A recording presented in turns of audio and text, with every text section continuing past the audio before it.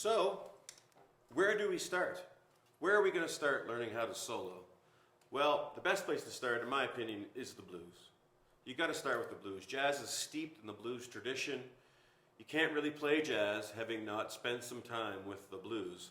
A lot of our songs, in fact, most of our songs, are usually based over a blues chord progression, a 12-bar form that repeats itself over and over again. So it's a great way to teach young people how to start soloing.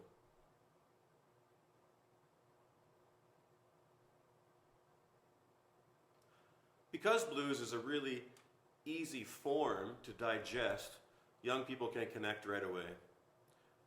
Blues melodies are generally pretty easy for kids to learn, and the chord changes are really, they kind of stay in one key, so we can sort of think globally rather than thinking chord by chord by chord. So I start by teaching kids easy blues songs by ear. I play some for them, they try to figure it out. I play some for them, they try to figure it out.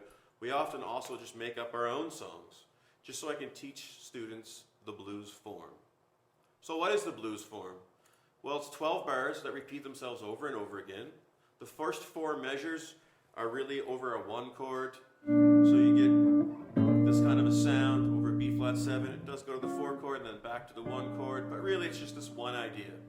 The second line is really the 4 chord idea, which is often the same as the first idea.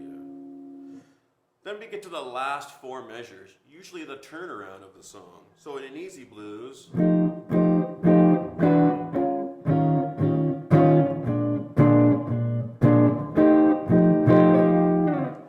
so when I teach students how to solo over the blues, when I'm talking about form, I usually talk about it's an A-B form. So for instance, my dog died, I feel so sad. Next section. My dog died. I feel so sad.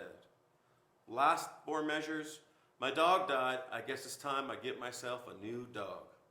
The blues. And when you're teaching kids how to solo, I use that form idea for them to create ideas to solo over the blues. So it becomes less onerous for the kids to try to construct the solo.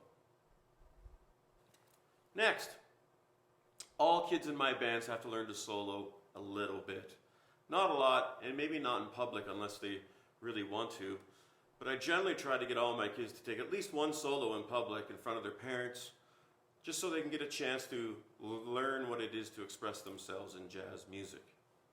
Another rule I have is no written solos, at least as much as you can avoid them. Jazz is not about regurgitating a written solo, it's about trying to create something on your own.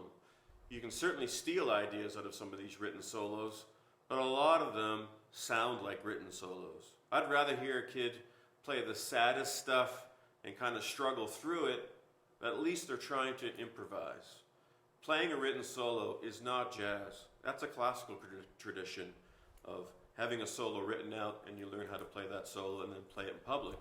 Jazz music is supposed to be a little more creative than that, in that you're supposed to come up with your ideas on your own or steal your ideas from someone else. Now, to facilitate this, you have to pick songs that are blues songs. You can pick blues songs that are in the Count Basie tradition with big bands. That's generally a great place to start. But any kind of blues progression that repeats itself so kids don't have to think too much about chord changes is really essential. So when you're picking your music, make sure you always have at least one blues song in there so kids can easily solo over a tune and share it among other members in the band.